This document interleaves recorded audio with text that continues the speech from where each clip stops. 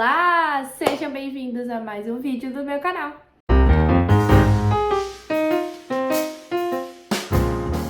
No vídeo de hoje falaremos sobre os verbos modais. E eu tô curiosa para saber se vocês já conheciam esses tipos de verbos e se vocês sabem qual que é a diferença deles entre os verbos normais. Can you think of an example? Aí eu já comecei introduzindo para vocês um verbo modal que é o can. Então, antes da gente começar, eu vou falar quais são as diferenças que eles têm comparados aos verbos normais. Então, o verbo modal sempre vai aparecer antes do verbo principal na frase. Igual foi nessa pergunta que eu fiz para vocês. Can you think?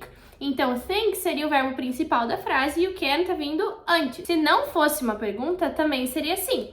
I can think. Mesma coisa, o verbo principal é o think e o can tá vindo antes dele. Outra coisa que é diferente é que quando a gente tá usando um verbo modal, o verbo principal não vai ser alterado. Então ele vai continuar na forma normal dele. Por exemplo, o think não vai ser she can thinks, né? A gente não vai colocar o S, a gente não vai mudar ele vai sempre continuar normal quando a gente estiver usando o verbo modal. Então, she can go, he can eat, I can drive. Outra coisa que também não muda, quando a gente estiver fazendo uma frase negativa, a gente não vai usar nem o do, nem o does. A gente só vai adicionar o not. Então, como por exemplo, can, ficaria I cannot drive ou I cannot eat. Ou também podemos contrair e fazer como se fosse o can't, né? Então, I can't drink, I can't go e assim por diante. Então, a gente já começou pelo can, eu já vou introduzir ele aí pra vocês. O can significa poder ou saber. Então, saber seria no sentido de você saber fazer alguma coisa. Então, por exemplo, I can drive, né? Eu sei dirigir. E o poder quando a gente quer pedir alguma coisa. Então, por exemplo, can I drink some water? Eu posso beber um pouco de água? Ou I can't drink water. Eu não posso beber água. Outra diferença é na forma interrogativa. Do mesmo jeito que a gente não vai usar o do you does na negativa, na interrogativa também não. A única coisa que a gente vai fazer é pegar esse verbo modal e colocar ele lá no início da frase. Então, se eu quero transformar a frase you can drink para interrogativa, ficaria can I drink? A gente só pega ele e coloca lá na frente. O can também é bastante usado nos restaurantes, quando a gente quer fazer o pedido da nossa comida, né? A gente usa bastante o can I have. Então, por exemplo, can I have a Coke? Can I have the menu? Eu posso ter o menu, né? Eu posso olhar o menu.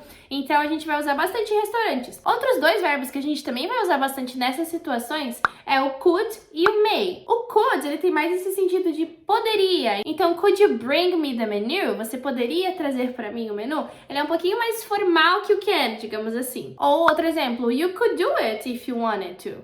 Então, você poderia fazer isso se você quisesse. O may, a gente também usa bastante nesse sentido de poderia. Mas a única diferença é que ele é um pouquinho mais formal. Então, na escala de formalidade, o can é o menos formal, could é o do meio e o may é o mais formal de todos. Então, por exemplo, may I have dish number 2?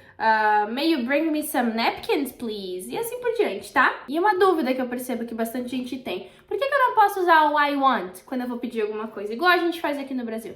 Eu quero um sanduíche, eu quero uma água. Então, esse I want pra eles, ele soa muito grosso, muito grosseiro. Então, pra eles, esse I want é como se você não estivesse sendo educado. Então, pra substituir esse I want, a gente vai usar essas opções. Nosso próximo verbo modal é o must. Ele é usado mais pra obrigação ou deveres. Então, por exemplo, you must do your homework. Você tem que fazer a sua tarefa. Ou you must wash your hands before you eat. Você tem que lavar sua mão antes de comer. Se ele for usado na forma negativa, ele vai dar o sentido de proibição. Então, lembra que eu falei que na negativa a gente só adiciona o not, né? Aqui seria desse jeito. Então, I must not alguma coisa. Por exemplo, you must not swim in this river. Você não pode nadar nesse rio. O must também pode ter o sentido de probabilidade. Então, por exemplo, she must be tired. Ela deve estar cansada. Ela provavelmente está cansada, né? A gente não tem certeza, mas a gente fez um chute. She must be tired. De must é isso. Agora vamos pro próximo. Might. O might vai indicar a possibilidade de alguma coisa que a gente não tem certeza. Então, por exemplo, I might like this.